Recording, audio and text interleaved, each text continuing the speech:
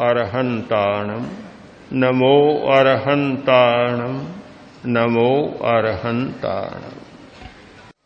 कर्म शरीर को प्रकंपित करने की बात, हमारे प्रकंपन, चाहे शरीर के प्रकंपन, चाहे वाणी के प्रकंपन और चाहे मन के प्रकंपन, चाहे भावों के प्रकंपन, वे सारे प्रकंपन, सारे वाइब्रेशंस भीतर तक जाए तो वे भीतर जाकर और उसको प्रभावित कर सकते।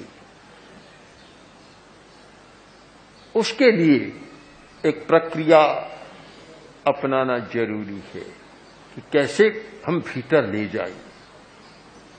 जो माला जपते हैं, रोज करते हैं, उन्हें भी ध्यान देना चाहिए कि जिससे कर्म की सार्थकता हो, हमारे प्रयत्न की सार्थकता हो। काम भी करते जा रहे हैं, प्रयत्न भी करते जा रहे हैं, शक्ति भी लगा रहे हैं और सार्थकता भी पूरी नहीं हो रही है, तो फिर अंत में यह होता है कि इतने वर्ष हो गए, मिला क्या, क्या मिला मुझे। और इस विचार से कभी कभी आदमी नास्तिकता तक चला जाता है। एक्सट्रीम पॉइंट, जो एक अंतिम बिंदु है, वहां तक चला जाता है कि इतने वर्ष किया, मुझे क्या मिला। 40 वर्ष 50 वर्ष हो गए, धर्म की आराधना कर रहा हूं, माला फेर रहा हूं, जप कर रहा हूं, मुझे मिला क्या। ये चिंतन भ्रांति पैदा कर देता है। तो इसलिए हमें विधि को जानना जरूरी है कि कैसे करें, विधि को जानें। और आज का दिन, जो नए वर्ष का नया दिन है, विधि जाने और फिर वैसा प्रयोग करें। एक वर्ष में आपको पता लगेगा कि मेरी कितनी शक्तियां जागृत हो गई, अब सुप्त नहीं हूं मैं। तो विधि का पहला सूत्र है श्वास की प्रेक्षा, श्वास का ज्ञान करना। सीधा मंत्र का न करें, पहले श्वास का ज्ञान करें।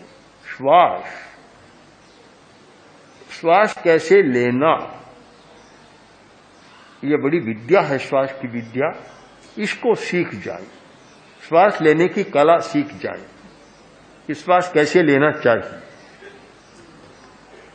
और फिर श्वास के भी अनेक विद्याएं हैं, वो श्वास के भी अनेक रहस्य हैं। जो एक श्वास की रिदम, लय होती है, हमारे ब्रेन की रिदम, ब्रेन रिदम और श्वास की रिदम। ब्रेन की लय यानी मस्तिष्क की लय और श्वास की लय, ये दोनों लय जब मिल जाती है तो फिर शक्ति जागरण का सूत्र रहस्य हमारी पकड़ में आ जाता है। लयबद्ध दीर्घ श्वास, हम लंबा श्वास लें और लयबद्ध एक समान चलता है। यदि 5 सेकंड में श्वास लिया, 10 सेकंड भीतर में रोका और 5 में निकाला, 10 फिर बाहर रोका, एक क्रम शुरू कर दिया। 25-30 सेकंड का एक श्वास क्रम शुरू कर दिया। अगर 10 मिनट प्रयोग करें तो बराबर वही क्रम चले तो श्वास की लय हो जाती है, लयबद्ध श्वास हो जाता है। कभी तो 5 सेकंड में लिया, कभी 2 सेकंड में लिया और कभी 20 सेकंड में लिया, लय भंग हो जाती है और वहां शक्ति का जागरण नहीं होता। आपको पता है, जब कूच करते हैं सैनिक, उनके पैरों की भी लय होती, लय बन जाती है। चाहे पुलिस के सिपाही या और कोई भी प्रशिक्षित व्यक्ति जब कूच करते हैं और लयबद्ध चलते हैं, उसकी आवाज सुनाई देती है, घोड़े की टाप सुनाई देती है, वैसे उनके पैरों की भी आहट और आवाज सुनाई देती है, क्योंकि वह लयबद्ध हो जाती है। और यह भी पता होगा, रास्ते में पुल आ गया, गति बदल देते हैं, वहां लयबद्ध नहीं चलते, पुल को भी खतरा हो सकता है। क्योंकि लयबद्ध होने में इतनी ऊर्जा इकट्ठी होती है कि पुल को भी खतरा पैदा हो सकता है। लयबद्ध मंत्रोच्चार करने में भी खतरा होता है कि पूरी सावधानी से मकान कमजोर है और वहां बैठकर लयबद्ध किया तो हो सकता है कोई खतरा भी पैदा हो जाए। तो लयबद्ध करने में हमारी ऊर्जा इकट्ठी होती है। तो लयबद्ध श्वास का प्रयोग यह मंत्र के लिए पहली शर्त है। फिर उच्चारण की भी लय हो, लय के साथ उच्चारण चले। उच्चारण का भी बड़ा महत्व है। श्वास, उच्चारण और भावना, ये तीन हमारी शक्तियों को जगाने वाले हैं। उच्चारण कैसे करें? उच्चारण में शब्दों का सही उच्चारण हो, सम्यक उच्चारण हो, विधि पूर्वक उच्चारण हो, पद भी शुद्ध होना चाहिए और लय में भी समानता होनी चाहिए। उच्चारण अगर सही है तो वह भी शक्ति पैदा करता है। फिर भावना, श्वास, उच्चारण और भावना, भावना साथ में जुड़ जाती है तो बहुत बड़ी शक्ति और ऊर्जा का भंडार हमारे हाथ में आ जाता है। तीनों का योग, कोई भी मंत्र ले लें, नमस्कार महामंत्र लें, चाहे बौद्धों का मंत्र ओम मणिपद में हुम ले, चाहे गायत्री मंत्र ओम भूर्भुवस्वः गायत्री मंत्र लें, कोई भी मंत्र लें, चाहे साबर मंत्र लें, चाहे इस मुसलमानी मंत्र लें, कोई भी मंत्र लें, मंत्र के साथ श्वास को जोड़ें। नमस्कार महामंत्र का बहुत लोग जप करते हैं, माला फेरते हैं।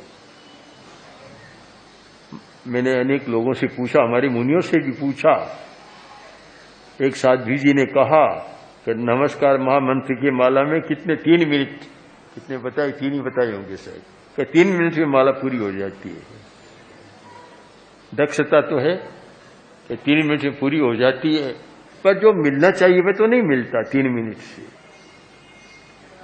एक नमस्कार महामंत्र की माला जो विधि बतलाई गई कि श्वास के साथ, सम्यक उच्चारण के साथ और भावना के साथ करे तो एक नमस्कार महामंत्र की माला के लिए कम से कम आधा घंटा का समय तो चाहिए, तब वह ठीक होता है। और वह होता है तब कुछ समय के बाद अनुभव होता है कि मेरी शक्तियां जागृत हो गई, नहीं तो जागृत नहीं होती। हम लोग प्रेक्षा ध्यान में प्रयोग कराते हैं कि श्वास के साथ कि नमो अरहंताणं का उच्चारण किया, एक श्वास में उच्चारण करो, श्वास लो और उच्चारण करो। फिर कुछ समय के बाद श्वास को और लंबा कर दो, उच्चारण मंद हो जाए। प्रारंभ में तो बोलेंगे नमो अरहंताणं, फिर 5 मिनट बाद नमो अरहंताणं, श्वास बिल्कुल उच्चारण मंद हो जाएगा। और फिर 5 मिनट बाद उच्चारण ऐसा होगा तो सुनाई नहीं देगा, होठ भी नहीं हिलेंगे, एकदम मंद उच्चारण, आंतरिक उच्चारण हो जाएगा। और फिर 5-10 मिनट बाद उच्चारण बंद हो जाएगा और केवल अक्षर बंद आंखों के सामने आ जाएंगे, आंखें बंद, और फिर वे अक्षर लिखे हुए आकाश मंडल में दिखाई दे रहे। इस क्रम से करें तो आधा घंटा में भी शायद नहीं कर सकते। संख्या से मतलब नहीं है 108 बार करना या कितनी बार करना, कैसे करना। महत्व इस बात का है कि कैसे करना, इस बात का महत्व है। करने का महत्व है पर आज का जमाना तो आज का नहीं, पहले बहुत रहा है दक्षता का जमाना, दक्षता का जमाना, स्किल, दक्षता का जमाना कि दक्षता कैसे उसके साथ जुड़े। तो जब दक्षता आई तो फिर वहां शक्ति का प्रस्फोट होता है, भीतर की प्रस्फोट होता है और सुप्त शक्तियां जागृत होने लग जाती है, ज्ञान भी जागृत होता है, आनंद भी जागृत होता है, आनंद का प्रकोष्ठ भी बंद रहता है, ढक्कन खुल जाता है, आनंद जागृत हो जाता है और हमारी शक्ति भी जागृत होती है।